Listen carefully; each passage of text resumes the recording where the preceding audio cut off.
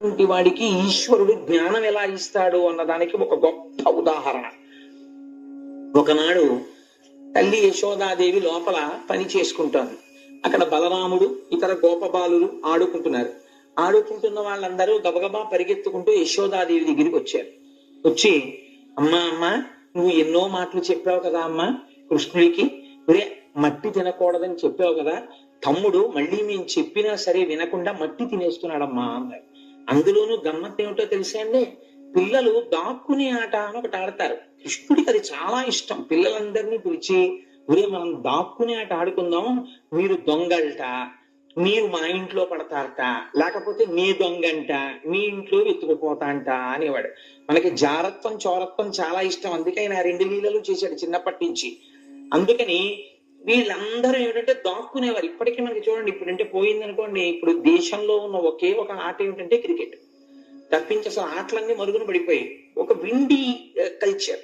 అందుకని అసలు పూర్వం ఏదో దాక్కునే ఆటని వాడు వెనక్కి తిరిగి 1 2 3 4 5 6 7 8 100 అంకెలు లెక్కెట్టేటప్పటికి ఎక్కడ దొంగలు అక్కడ గప్ చిప్ సాంబార్ గుడ్డి అనేవాడు. అనేటప్పటికి వాళ్ళందరూ దాక్కునేవారు. వీడు అక్కడి నుంచి జాగ్రత్తగా వెతుకుతూ వచ్చేవాడు. అందులో సునిశ్చిత పరిశీలన శక్తి, ఎవడు ఎక్కడ దాక్కున్నాడో గభాలను వచ్చి ఎవడు వీపి మీద కొట్టేస్తాడో, కొట్టేసి వీడు మళ్ళీ దొంగెట్టాలి.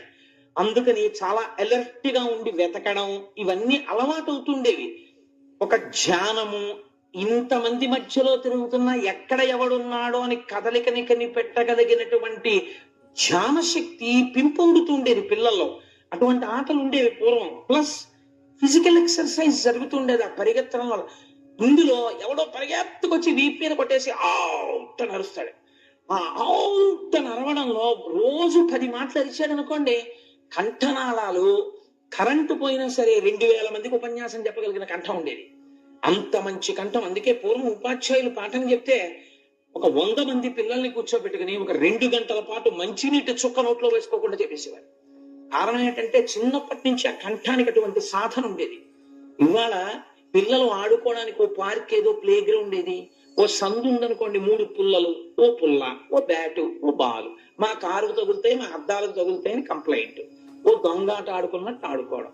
అందులో ఏంటి, that is not the atmosphere required for playing cricket. కానీ అంతకన్నా ఇంకో ఆట ఆడుకోవాలి. కానీ ఇవాళ చిత్రం ఏంటంటే అది లేదు. లేకపోవడంలో చాలా ట్రబుల్స్ వస్తున్నాయి, చాలా అనారోగ్యాలు, చాలా మందికి థ్రోట్ కి సంబంధించినటువంటి ప్రాబ్లమ్స్. ఎందుకంటే చిన్నతనంలో అలా అరవక, అలా ఆడక. కాబట్టి కృష్ణ పరమాత్మ చక్కటి ఆటలు ఆడుతున్నారు. ఆడుతుంటే దొంగ ఆడేటప్పుడు ఈయనకు మంచి సావకాశం ఉండేది.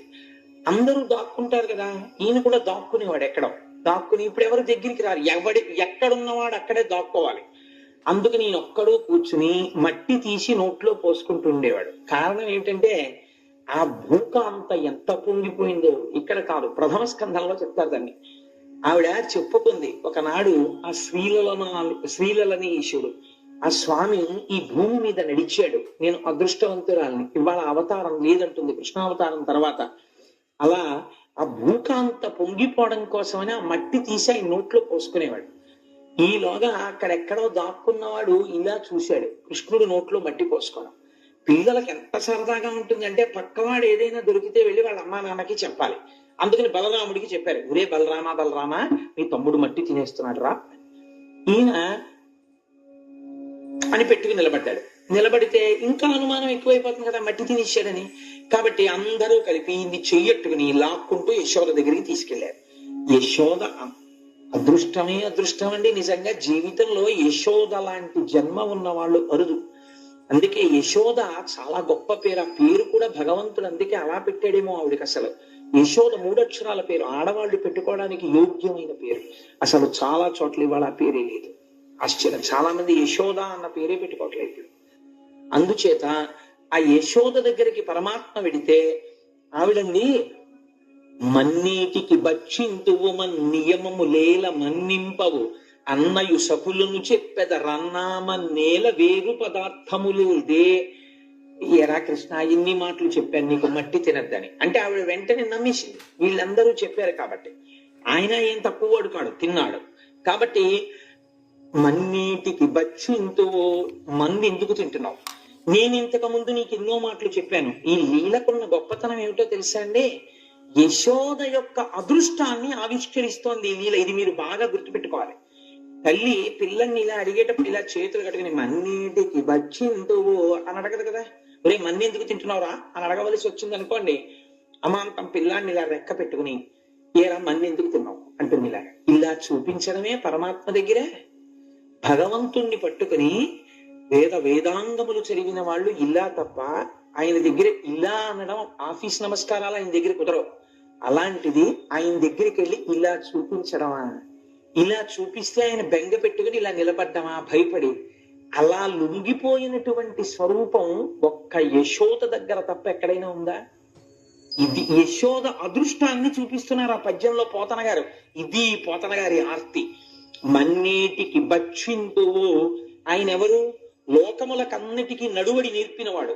వేదము ఆయన యొక్క మాట, అపౌరుషేయము. వేదము ఆయన పలికితే వినపడింది ఋషులకి సమాధిలో. ఆ వేదము చేత ఆయన కట్టడి చేశాడు ప్రపంచం ఇలా ఉండాలని. ప్రపంచమునకు మార్గదర్శనం చేసినటువంటి మహాపురుషుడైనటువంటి పరమాత్మని ఈవిడ మార్గదర్శనం చేస్తోంది. నువ్వు ఇలా ఎందుకు చేశావు, నేను ఇలా చెయ్యమని చెప్పాను కదా. సృష్టిలో ఇది ఉందండి ఎక్కడైనా? ఈశ్వరుడి దగ్గరికి వెళ్ళి ఈశ్వర నేను చెప్పినందుకు నువ్వెందుకు నడవలేదు అని అడగగలగడం. పోనా అలా అడగడానికి ఈవిడేమైనా తపస్సు చేసి ఈశ్వరుణ్ణి ప్రత్యక్షం చేసుకుందా అంటే కేవలం ఒక అజ్ఞురాలు గోపిక. ఈవిడ ఇలా చూపించి అడుగుతోందమ్మ. మన్నేటికి భక్షింతు నియమము లేల మన్నింపవు. నేను చెప్పింది నువ్వెందుకు వింటలేదు? నేను చెప్పాను మట్టి తినద్దని, నువ్వు తిన్నావు. ఇదిగో వీళ్ళందరూ చెప్తున్నారు. నియమము లేల మన్నింపవు అన్నయు సఖులును చెప్పెదరు. అన్న చెప్తున్నాడు, నీ స్నేహితులు చెప్తున్నారు. అన్నయు సఖులును చెప్పెదరు అన్నామన్నేల వేరు పదార్థము లేదే. ఏరా తిన్నావు, మట్టే తినాలా? నీకు ఎన్ని మాటలు చెప్పాను మట్టి తినద్దని? వెంటనే ప్రత్యామ్నాయం చెప్తుంటాం మనం. నీకు ఎన్నో మాటలు చెప్పాను చాక్లెట్లు కొనుక్కోద్దు, పళ్ళు పాడైపోతావని. ఆ చాక్లెట్లే తింటావు ఎందుకు? ఏ యాపిల్ పళ్ళు తినకూడదా, బిస్కెట్లు తినకూడదా అని తండ్రి మొత్తుకుంటాడు పిల్ల దగ్గర. కానీ అది మాత్రం చాక్లెట్లే కొనుక్కుంటుంది కదా.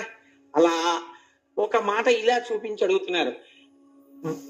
మన్నీటికి భక్షింతు నియమము లేల మన్నింపవు అన్నయు సఖులును చెప్పెదరు అన్నామన్నేల వేరు పదార్థము లేదే.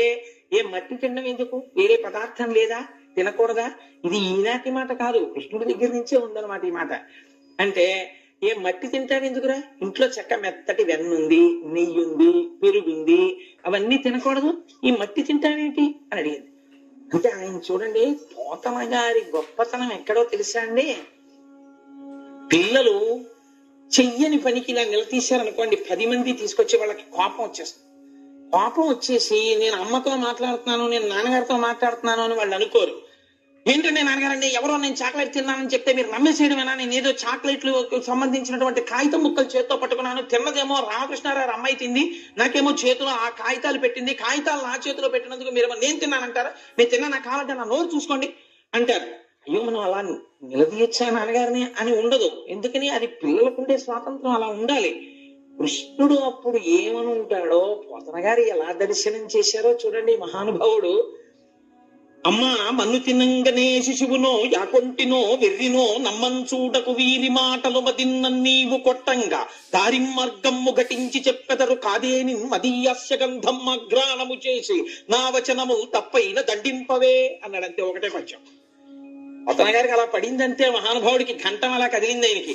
అమ్మా మన్ను తినంగనే శిశువునో. అమ్మా నేను మన్ను తిన్నానటమ్మా, నేను శిశువునా? నేనేం చంటిపిల్లన్నా అమ్మా? ఏదో పెద్దవాడైపోయినట్టు పిల్లలు అడుగుతుంటారు. ఒరే నాన్న నువ్వు చక్కగా బొట్టు పెట్టుకుని చక్కగా రా ఉపన్యాసానికి. ఏంటి నాన్నగారండి చిన్న పిల్లలకి చెప్పినట్టు చెప్తారు అంటారు. వాళ్ళు చిన్నపిల్లలే. అలా అమ్మా మన్ను తినంగనే శిశువునో యాకొంటినో వెర్రినో. పెద్దవాడైపోయాడో చూడండి అమ్మ దగ్గర. ఏటమ్మా నేనేం చేతకాని వాడినా, శిశువునా, నేనేం వెర్రేనా? ఏంటమ్మా మట్టి తిన్నావు మట్టి తిన్నావు మట్టి తిన్నావు అని వీళ్ళ మాటలు నన్ను అలా అనేస్తున్నావు, నువ్వు ఇలా ఇలా అంటావు అస్తమానం నన్ను అని. నమ్మంజూడకు వీరి మాటలు మదిన్ నన్నీవు కొట్టంగా దారి మార్గమ్ము ఘటించి చెప్పెదరు. నన్ను నువ్వు కొట్టడం కోసమని వీళ్ళందరూ లేనిపోని చాడీలన్నీ కల్పించి చెప్తున్నారు. ఎప్పుడైనా కొట్టిందండి భాగవతంలో ఇప్పటి వరకు మనం విన్నాం? కొట్టిన సందర్భం లేదు. కానీ ఈయన మళ్ళీ తిరగబడి చాట్ షీట్ ఇచ్చేస్తున్నాడు అమ్మకి. నన్నీవు కొట్టంగా దారి మార్గము ఘటించి చెప్పెదరు కాదేని మదీయాస్య గంధం ఆఘ్రాణము చేసి. నిజంగా నేను మట్టి తింటే ఆయన ఎంత వేదాంతం చెప్తున్నాడో చూడండి. తన్మాత్రలలో పృథివికి వాసన, పృథివికి రుచి ఉంటుంది. అందుకని ఏది నేను నిజంగా తిన్నవాణ్ణైతే పృథివిలోంచి వాసన వస్తుంది కాబట్టి మట్టి నోట్లో వేసుకుంటే మట్టి వాసన రావాలి కదా నోరు. ఏది నా నోరు వాసన చూడు, నా నోరు వాసన చూసి మట్టి వాసన వస్తే నన్ను నీవు కొట్టంగా దారి మార్గమ్ము ఘటించి చెప్పెదరు కాదే నిమ్మదీయస్య గంధమ్మ ఘ్రాణము చేసి నా వచనములు తప్పైన దండింపవే. నేను నా నోట్లోంచి మట్టి వాసన వస్తే నన్ను కొట్టయ్యమ్మా అన్నాడు. అనగానే రావిడి తెంపరితనం ఇంత ధైర్యంగా అంటున్నాడు. వీళ్ళందరూ మట్టి తిన్నారంటున్నాడు.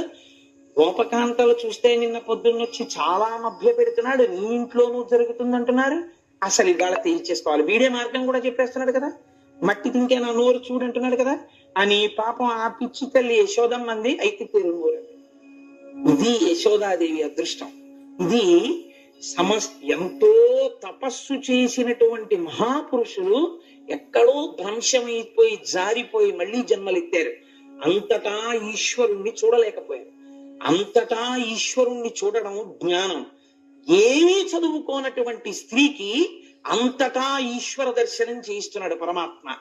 ఈశ్వరుడు యందు లోకం కనపడుతోంది, లోకము ఈశ్వరుడు యందుంది. ఈ తత్వాన్ని ఆవిష్కరిస్తున్నాడు చూడండి. ఇది బ్రహ్మాండ దర్శనం, విశ్వరూప దర్శనం అంటారు. మృద్భక్షణమున విశ్వరూప దర్శనము అంటారు పోతన గారు దీన్ని. అని ఇలా నోరు తెరిచాడు. అమ్మ నోట్లో వాసన చూద్దామని నిజంగా యశోద అదృష్టమే అదృష్టం అండి. ఆ రోజున మోకాళ్ళ మీద కూర్చుని కొడుకు చెయ్యిలా పట్టుకుని నోరు వాసన చూద్దామనుకుని ఇలా దగ్గరగా నోటి దగ్గరికి వెళ్ళపోయింది. ఇలా నోరు తెరిచాడు. ఆలలితంగిక నుంగుని బాలుని ముఖమందు జలధి పర్వత వన భూగోళ సికి తరణి శశి దిక్పాలాది కారండంబైన బ్రహ్మాండంబునం సమస్త పర్వతాలతో, నదులతో, సముద్రాలతో, చెట్లతో, చామలతో, లోకంతో, నరులతో, నందవ్రజంతో, నందవ్రజంలో ఉన్న పశువులతో, తన ఇంటితో, తనతో, నందుడితో కలిసి కనబడ్డారు లోపల. కనపడితే ఈ యశోద నోట్లోకి చూసి ఇన్ని బ్రహ్మాండములు పిల్లవాడి నోట్లో కనపడుతుంటే ఆవిడ తెల్లపోయింది. తెల్లపోయి ఆవిడ అనుకుంది, కలయో వైష్ణవమాయయో ఇతర సంకల్పార్థమో సత్యమో తల్లపన్నీరకయున్నదాననో యశోదాదేవి కానో పరస్థలమో బాలకుడెంత వీని ముఖ స్తంభై అజాండంబు ప్రజ్వలమయ్యుండుటకేది హేతువో మహాశ్చర్యంబు చింతింపగన్. ఇదే కదండి జ్యోతిర్లింగం అంటే.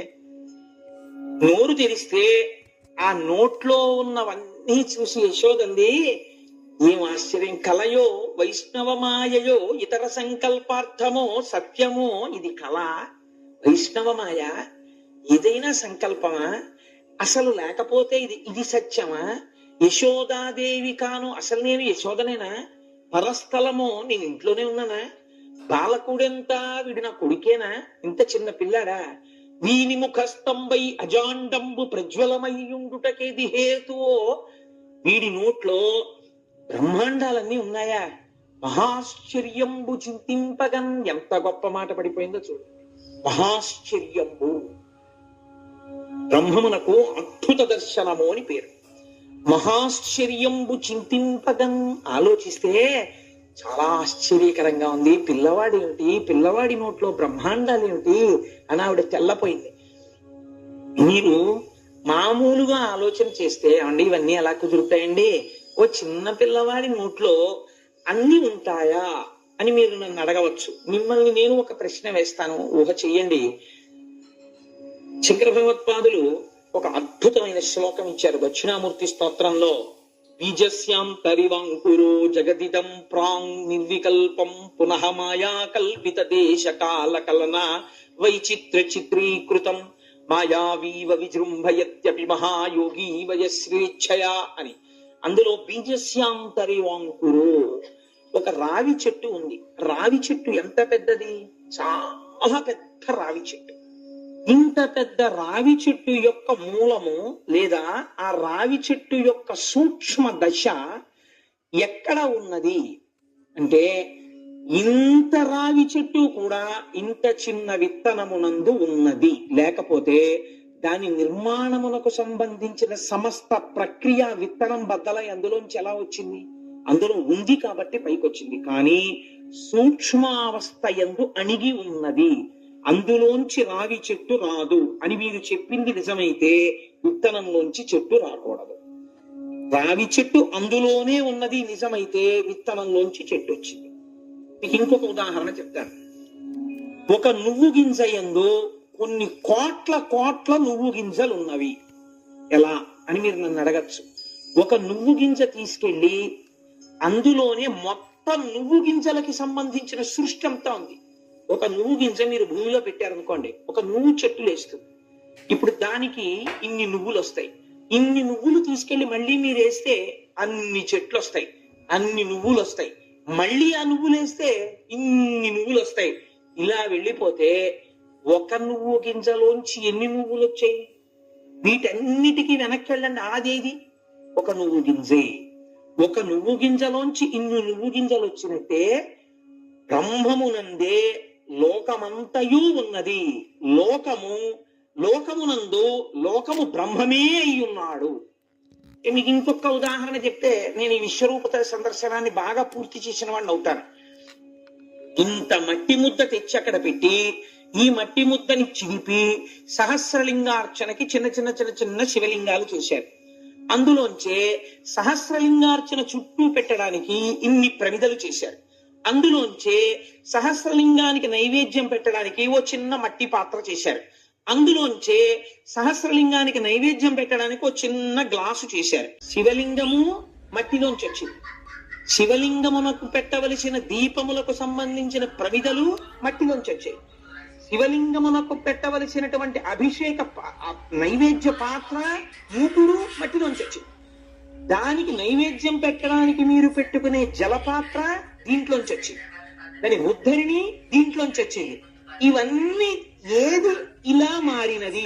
నామరూపాత్మకమైనటువంటి శివలింగముగా, నామరూపాత్మకమైన జలపాత్రగా, ఉద్ధరిణిగా, నైవేద్య పాత్రగా ఏది మారినది? మట్టి మారినది.